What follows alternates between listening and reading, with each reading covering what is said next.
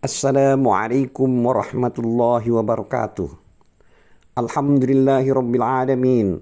Wassalatu wassalamu ala asrafil mursalin Sayyidina Muhammad wa ala alihi wa sahbihi ajma'in.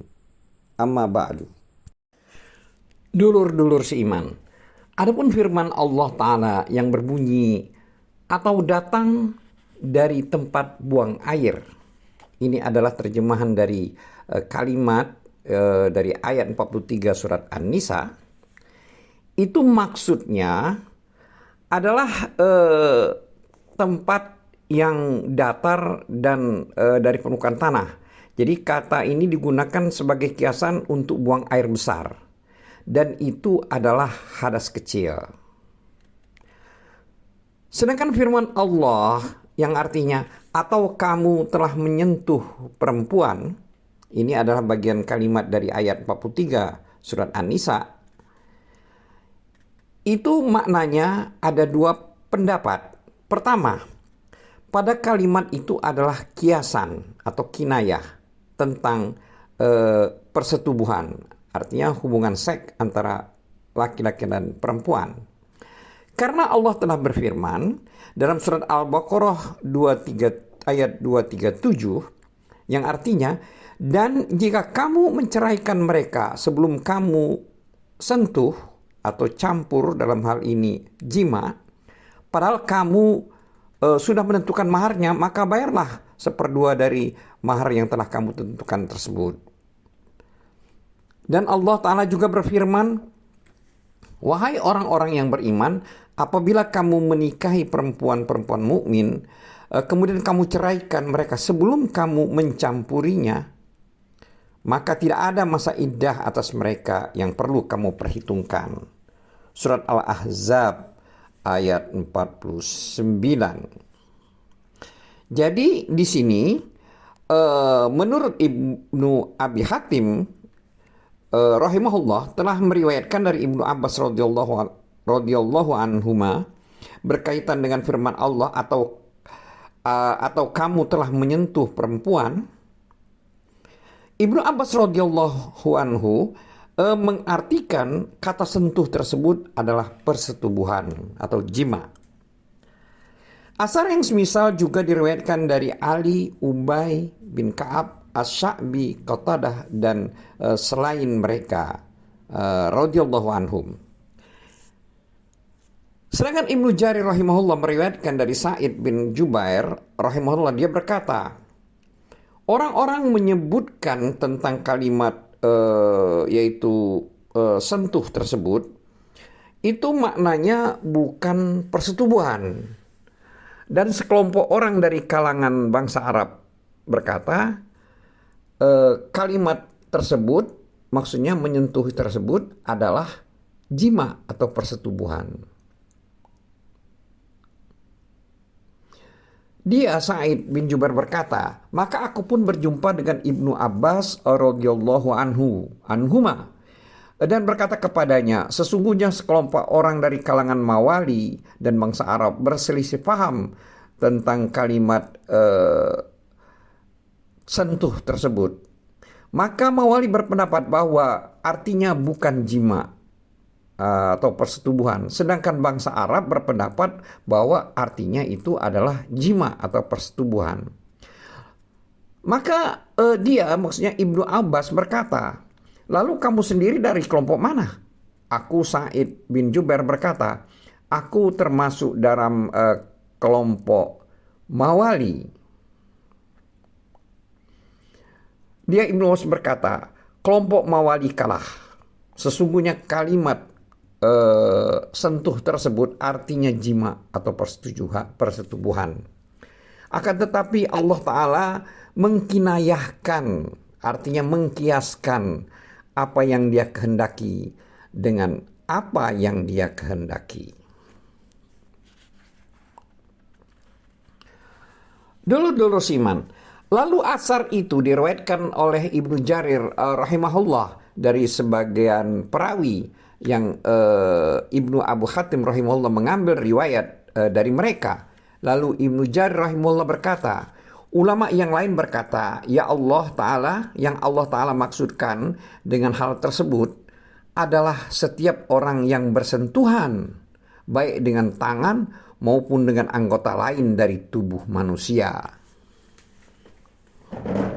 Mereka juga mewajibkan wudhu bagi setiap orang yang sengaja menyentuh dengan sesuatu dari anggota tubuhnya kepada sesuatu dari tubuh wanita. Lalu Ibnu Jarir rahimahullah meriwayatkan dari Abdullah bin Mas'ud radhiyallahu anhu, dia berkata, kalimat yang artinya sentuh tersebut artinya sesuatu yang lebih ringan daripada jima atau persetubuhan. Asar semisal juga telah diriwayatkan dari jalan beragam, yaitu dari Ibnu Mas'ud radhiyallahu anhu. Ibnu Abu Hatim rahimahullah berkata, asar yang hampir serupa dengannya juga telah diriwayatkan dari Ibnu Umar, Ubaidah, Abu Usman An-Nahdi, Abu Ubaidillah, yaitu Ibnu Abdillah bin Mas'ud, Amir Asy-Sya'bi, dan selain mereka radhiyallahu anhum.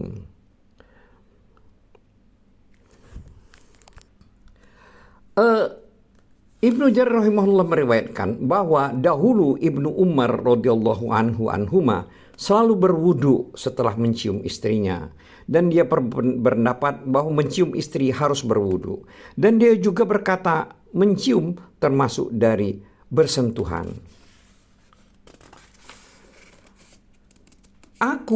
Maksudnya di sini adalah penulis yaitu Ibnu Katsir berkata, Malik rahimahullah meriwayatkan dari Az-Zuhri dari Salim bin Abdullah bin Umar dari ayahnya bahwasanya dia berkata, ciuman seorang suami kepada istrinya dan rabaan dengan tangannya termasuk dari bersentuhan, artinya sentuh.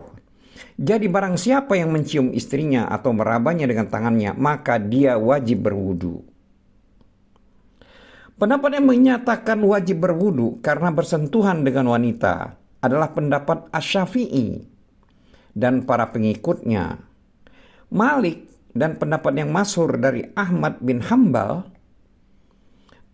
radhiyallahu anhu dan para ulama yang mempertahankan pendapat itu berkata, ayat tersebut dapat dibaca lamastum dan lamastum. Kalimat tersebut di dalam syariat disebutkan untuk rabaan dengan tangan.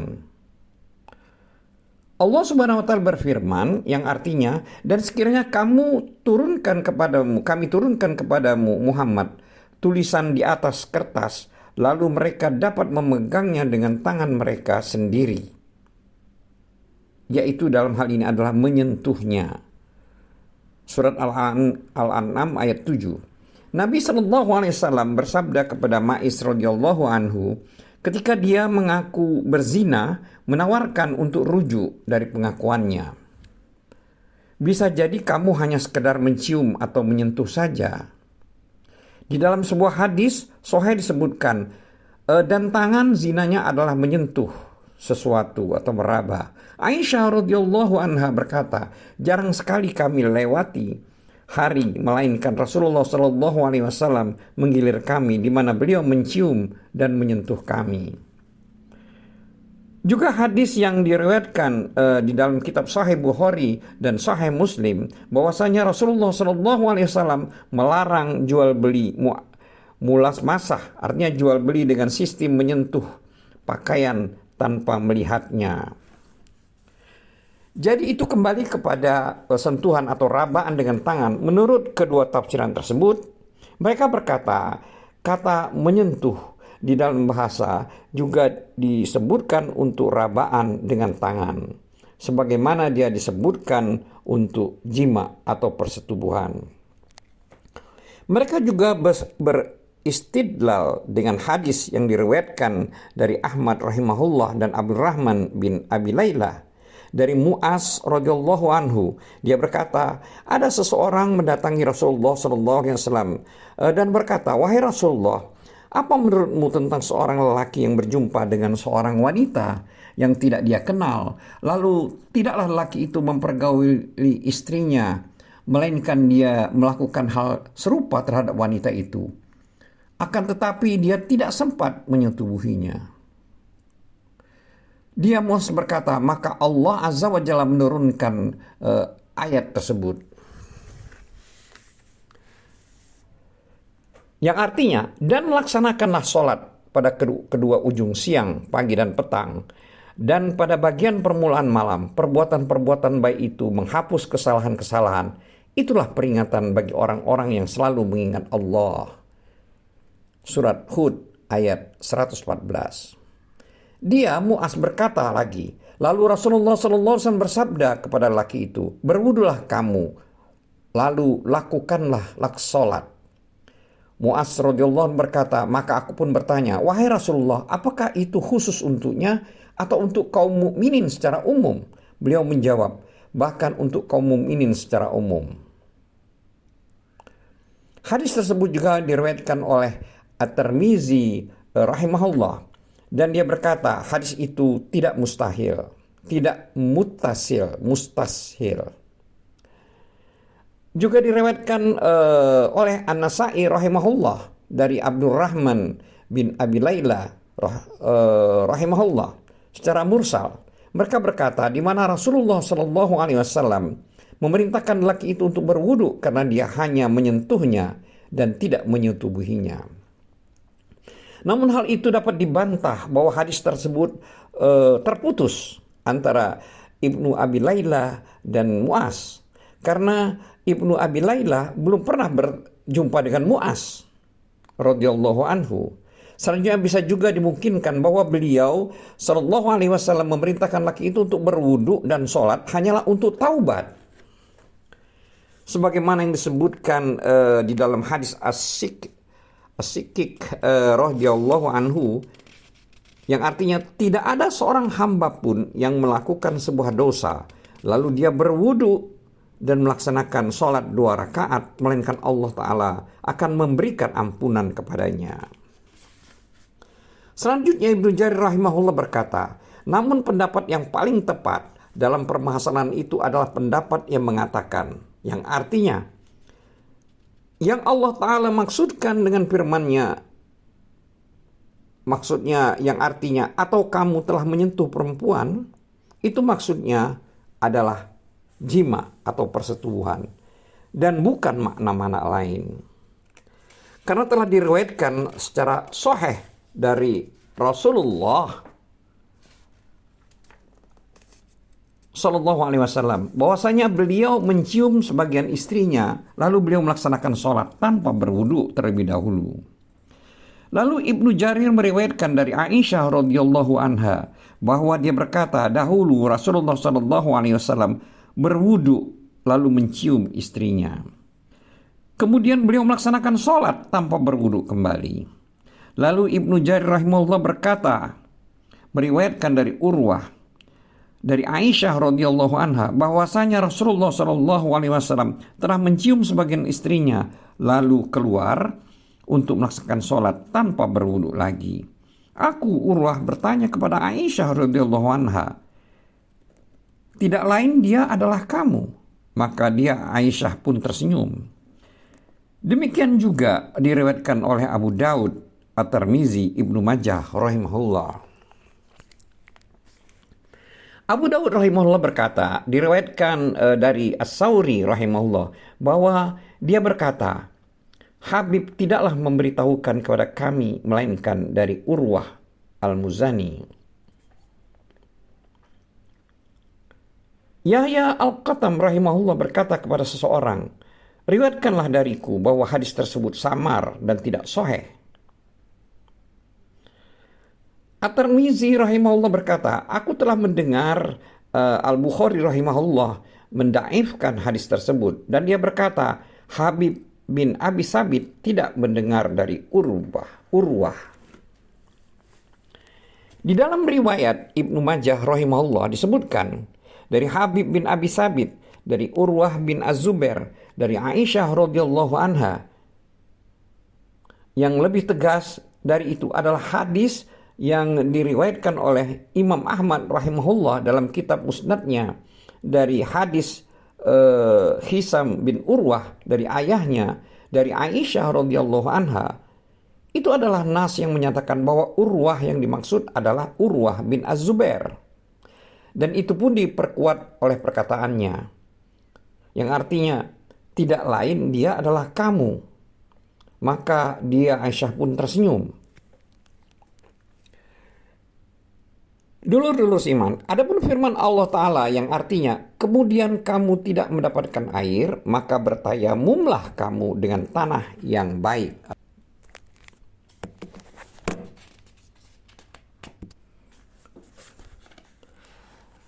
Adapun kalimat at-thayyib di dalam ayat tersebut, ada yang mengatakan bahwa artinya halal. Ada juga yang mengatakan bahwa artinya tidak najis. Sebagaimana yang diriwayatkan oleh Imam Ahmad dan ahli sunnah. Ahli sunan maksudnya. Kecuali Ibnu Majah rahimahullah dari Abu Dzar radhiyallahu anhu. Dia berkata Rasulullah SAW bersabda, debu yang suci adalah alat bersuci bagi orang muslim meskipun dia tidak mendapatkan air selama 10 musim haji, di mana bila dia telah mendapatkannya maka hendaklah dia mengusapkan di kulitnya karena sesungguhnya itu lebih baik baginya. At-Tirmidzi rahimahullah berkata hasan sahih hadis tersebut. Hadis itu juga disahihkan oleh Ibnu Hibban rahimahullah. Al-Hafiz Az-Bazzar rahimahullah juga meriwayatkannya di dalam kitab Musnadnya, dan Abu Hurairah radhiyallahu anhu, dan disahihkan oleh Al-Hafiz Abu Al-Hasan Al-Qattan rahimahullah. Adapun Ibnu Abbas radhiyallahu anhu berkata, sebaik-baiknya tanah adalah tanah ladang. Asar tersebut diriwayatkan oleh Ibnu Abi Khatim dan dimarfukan oleh Ibnu Marduwe rahimahullah.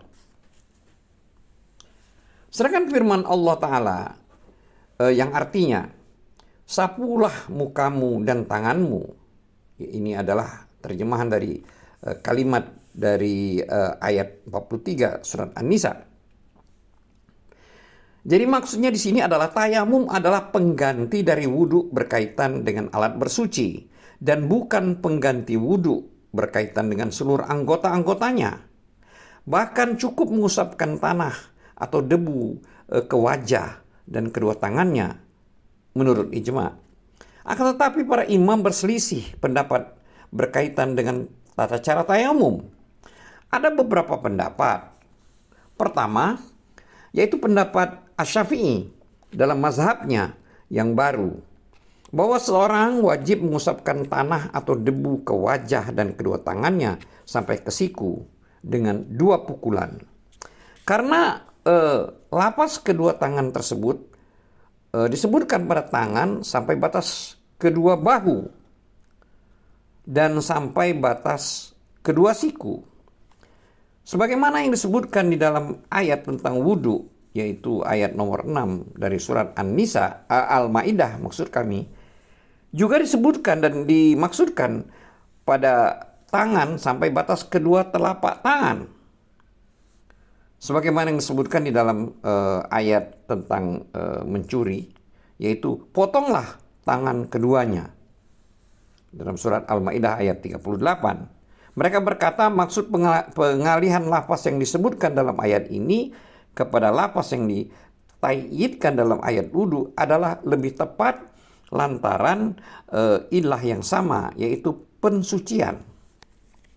Sebagaimana mereka menyebutkan hadis yang diriwayatkan oleh Daraqutni rahimahullah dan Ibnu Umar radhiyallahu anhuma, dia berkata, Nabi SAW bersabda, tayamum itu 2 kali pukulan.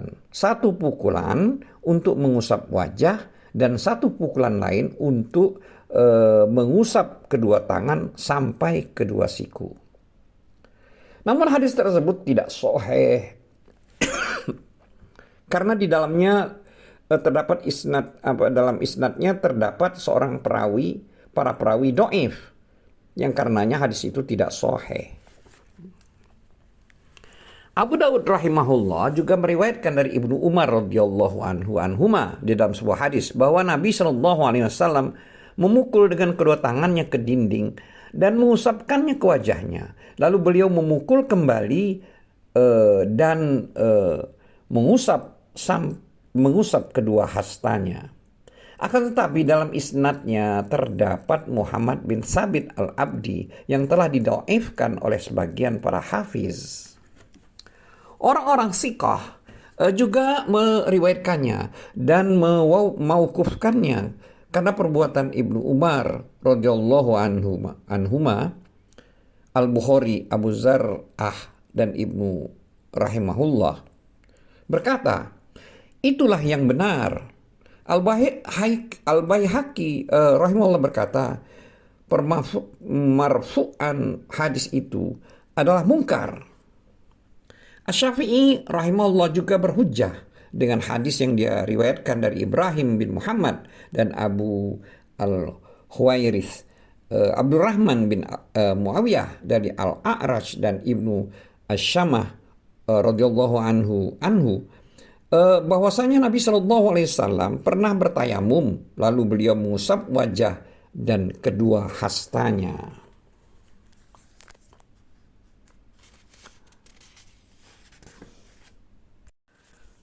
Dulur-dulur seiman, adapun pendapat kedua mengenai tata cara tayamum adalah sebagai berikut.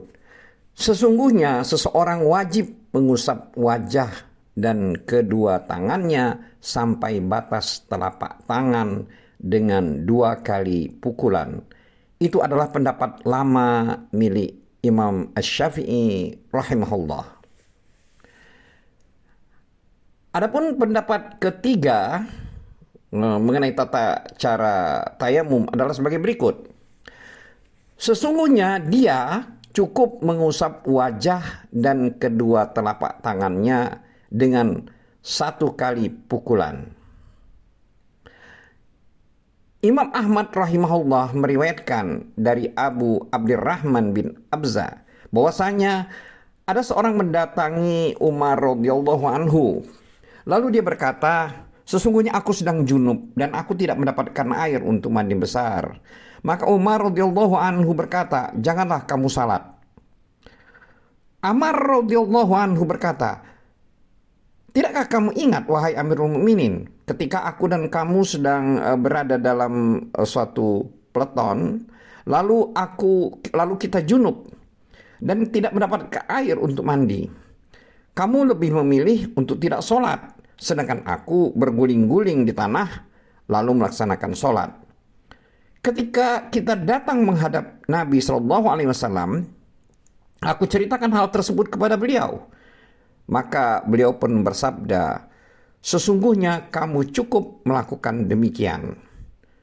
Kemudian Rasulullah Shallallahu alaihi wasallam memukul tanah dengan tangannya, lalu beliau meniupnya dan mengusapkannya ke wajah dan kedua telapak tangannya. Sebagai keterangan, Al-Musnad 4/265 Halabi juga diriwayatkan oleh Al-Bukhari rahimahullah, yaitu nomor 1/375 dan 377. Fat Muslim nomor 11. Dan di sini telah dijelaskan tahrij di dalam kitab tafsir At-Tabari nomor 9657. Adapun Ahmad rahimahullah meriwayatkan dari Sakik rahimahullah, dia berkata, aku pernah duduk bermajlis bersama Abdullah dan Abu Musa radhiyallahu anhuma. Lalu Abu Musa bertanya kepada Abdullah, jika ada seseorang tidak mendapatkan air untuk bersuci, apakah dia tidak melaksanakan sholat? Abdullah radhiyallahu anhu menjawab, tidak. Abu Musa radhiyallahu anhu berkata, tidakkah kamu ingat ketika Ammar radhiyallahu anhu berkata kepada Umar radhiyallahu anhu, yaitu yang artinya, Tidakkah kamu ingat ketika Rasulullah Shallallahu Alaihi Wasallam mengutusku bersamamu di dalam kafilah unta? Lalu aku terkena junub sehingga aku pun berguling-guling di tanah. Ketika aku datang kembali kepada Rasulullah Shallallahu Alaihi Wasallam, aku menceritakan hal tersebut kepada beliau. Maka Rasulullah Shallallahu Alaihi Wasallam tersenyum seraya bersabda, sesungguhnya kamu cukup melakukan demikian. Lalu beliau Nabi Shallallahu Alaihi Wasallam memukul tanah dengan kedua telapak tangannya. Ia mengusap kedua telapak tangannya sekaligus dan mengusap wajahnya satu kali usapan dengan satu kali pukulan. Abdullah radhiyallahu anhu menjawab, tidak sama sekali. Aku tidak melihat Umar radhiyallahu anhu puas dengan hal tersebut. Dan dia Syakik berkata, Abu Musa radhiyallahu anhu berkata kepadanya, lalu bagaimanakah dengan ayat yang tercantum di dalam surat An-Nisa? Yang artinya, kemudian kamu tidak mendapatkan air, maka bertayamumlah kamu dengan tanah yang baik atau suci. Yaitu di sini adalah arti dari ayat 43 surat An-Nisa. Kemudian dia Syakik berkata, Abdullah radhiyallahu anhu tidak tahu apa yang semestinya dia katakan. Lalu dia berkata, jika kita memberikan mereka rukhsah untuk bertayamum, maka pastilah setiap dari mereka akan bertayamum ketika merasakan dingin air pada kulitnya. Selanjutnya firman Allah Ta'ala yang artinya Allah tidak hendak menyulitkan kamu.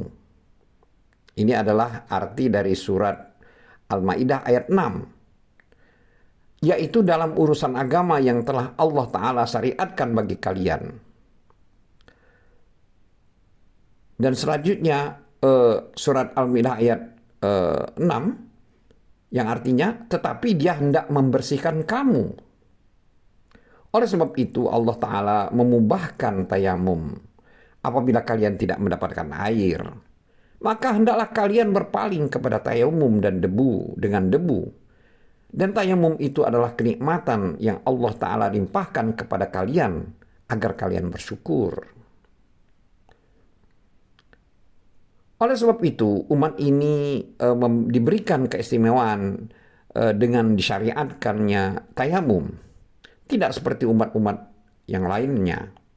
Sebagaimana yang diriwayatkan dalam kitab Sahih Al-Bukhari dan Sahih Muslim dari Jabir bin Abdullah radhiyallahu anhuma, dia berkata, Rasulullah Shallallahu Alaihi Wasallam telah bersabda, yang artinya, aku telah diberikan 5 hal perkara yang tidak diberikan kepada seseorang pun sebelum aku. Aku diberikan pertolongan dengan rasa takut. Maksudnya yang ditimpakan kepada musuhku selama perjalanan 1 bulan. Bumi telah dijadikan untukku sebagai masjid, maksudnya tempat sujud, dan alat bersuci. Sehingga siapapun dari umatku terkena wajib sholat, maka hendaklah dia segera sholat. Atau di dalam lafaz lain disebutkan, maka dia memiliki masjid atau tempat sujud dan alat bersucinya. Harta rampasan perang telah dihalalkan untukku dan tidak dihalalkan untuk seorang pun sebelum aku. Aku diberikan karunia syafaat, dan dahulu seorang nabi diutus hanya kepada kaumnya saja, sedangkan aku diutus kepada seluruh manusia. Dulur-dulur iman, di dalam hadis Huzaifah radhiyallahu anhu yang diriwayatkan oleh Imam Muslim rahimahullah disebutkan yang artinya, kami diberikan keutamaan atas orang-orang dengan 3 perkara. Barisan-barisan kami dijadikan seperti barisan-barisan malaikat. Bumi dijadikan untuk kami sebagai masjid, maksudnya tempat bersujud. Dan tanahnya sebagai alat bersuci bila kami tidak mendapatkan air. Selanjutnya Allah juga berfirman yang artinya, Sapulah mukamu dengan tanganmu. Sesungguhnya Allah Maha Pemaaf, lagi Maha Pengampun. Ayat 43 surat An-Nisa. Di sini maksud daripada kalimat dari ayat tersebut di atas, itu maksudnya adalah, yaitu di antara pemaafan dan pengampunan. Allah Ta'ala untuk kalian adalah Dia telah mensyariatkan tayamum untuk kalian dan memubahkan sholat dengan tayamum tersebut apabila kalian tidak mendapatkan air sebagai bentuk kelapangan dan keringanan atas kalian.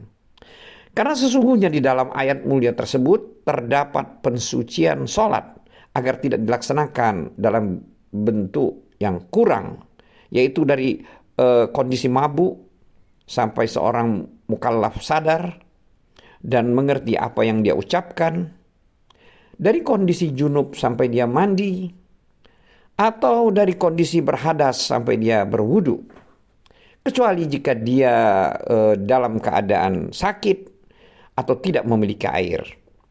Maka sesungguhnya Allah Azza wa Jalla memberikan rukhsah atau keringanan untuk bertayamum jika memang keadaannya demikian, sebagai bentuk rahmat, kasih sayang, dan kemudahan untuk hamba-hambanya. Hanya milik Allah lah segala pujian dan karunia. Dulur-dulur seiman, sesungguhnya di sini hendak disebutkan suatu hal, karena ayat yang tercantum dalam surat An-Nisa, yaitu ayat 43, itu lebih dahulu diturunkan daripada ayat yang tercantum dalam surat Al-Ma'idah ayat 6. Sebagai penjelasannya adalah sebagai berikut. Sesungguhnya ayat tersebut turun sebelum pengharaman khamar. Dan sesungguhnya khamar diharamkan setelah perang Uhud. Dan ada juga yang mengatakan ketika Nabi SAW mengepung Bani An-Nadir beberapa waktu setelah perang Uhud. Adapun surat Al-Maidah, maka sesungguhnya dia termasuk di antara surat-surat yang terakhir diturunkan. Apalagi ayat-ayat yang ada di awalnya, sehingga sangat pas untuk menyebutkan sebab pensyariatan tayamum di sini, dan hanya kepada Allah lah kita menaruh kepercayaan. Adapun Al-Bukhari rahimahullah telah meriwayatkan dari Aisyah radhiyallahu anha, dia berkata, kami pernah keluar bersama Rasulullah sallallahu alaihi wasallam, lalu sebagian safar-safarnya sampai ketika kami berada di Al-Baida atau Az-Zat Al-Jaisi, kalau milikku terlepas, maka Nabi SAW menetapkan untuk mencarinya, dan orang-orang pun ikut menetap bersama beliau. Padahal ketika itu mereka tidak berada di daerah yang berair, dan mereka pun tidak memiliki air. Maka orang-orang itu datang kepada Abu Bakar radhiyallahu anhu dan berkata, tidakkah kamu lihat apa yang telah dilakukan oleh Aisyah? Dia menetap bersama Rasulullah SAW dan orang-orang lainnya, padahal mereka tidak berada di daerah yang berair dan mereka tidak memiliki air. Maka Abu Bakar radhiyallahu anhu mendatangiku, sedang ketika itu Rasulullah SAW meletakkan kepalanya di atas pahaku dan telah tertidur. Lalu dia berkata, kamu telah menahan Rasulullah SAW dan orang-orang lainnya, padahal mereka tidak berada di daerah yang berair dan mereka tidak memiliki air. Aisyah radhiyallahu anha berkata, maka Abu Bakar radhiyallahu anhu mencelaku dan terus mengucapkan apa yang ingin dia ucapkan, dan dia juga menusuk pinggangku dengan tangannya. Akan tetapi aku tidak dapat bergerak lantaran posisi Rasulullah SAW yang ada di atas pahaku. Ketika subuh tiba, Rasulullah SAW bangun tanpa ada air sedikit pun. Maka Allah Ta'ala menurunkan ayat tayamum, lalu mereka pun bertayamum. Usaid bin Al-Hudair radhiyallahu anhu berkata, ayat tersebut bukanlah berkah yang pertama bagian kalian, wahai keluarga Abu Bakar.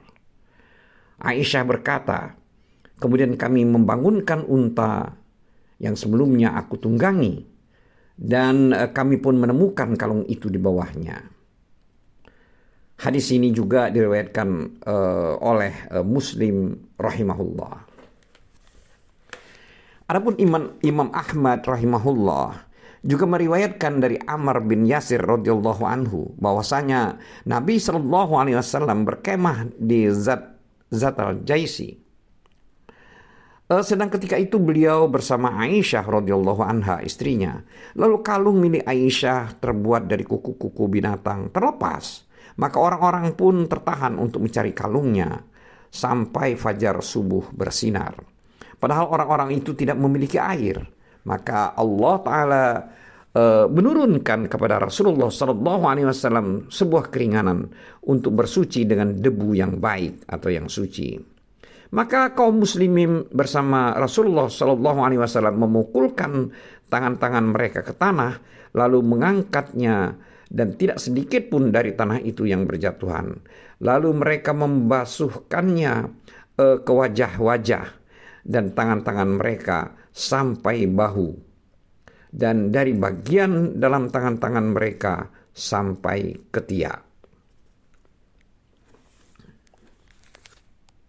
Wallahu a'lam bissawab.